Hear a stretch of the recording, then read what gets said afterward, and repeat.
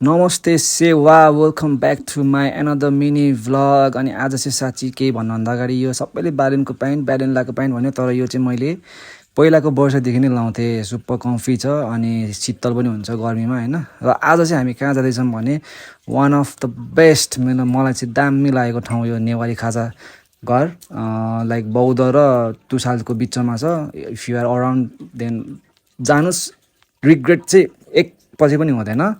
ओटिडी आजको। अनि यहाँ छ मेन्यू, हेर्नु एज यु क्यान सी कति छ के छ भनेर हेर्न सक्नुहुन्छ तपाईँहरूले। मेन्यू सबै लाइक ठिक्कको छ। यहाँको खाना चाहिँ मलाई ओप्पर पनि ओप्पर दामी लाग्यो। अनि हामीले चाहिँ अर्डर गऱ्यौँ सुरुमा खाजा सेट चिकन, अनि पिरो पनि ठिक्कको, मिठो उस्तै, यस्तो दामी लाग्यो मलाई चाहिँ है। यो चाहिँ चिकन खाजा set as you can see. म चाहिँ यहाँ खाना ट्राई गर्दैछु। First bite and it was like यो जस्तो लाइक हुन्छ नि, यस्तो मिठो नेवारी खाजा चाहिँ मैले अहिलेसम्म कहीँ पनि खाएको छैन। ल नम्बर 1 दिएँ मैले मेरो रेटिङ चाहिँ। If you want then you can go. अनि यो मरी त खानै पर्यो, फिलिङ उस्तै दामी।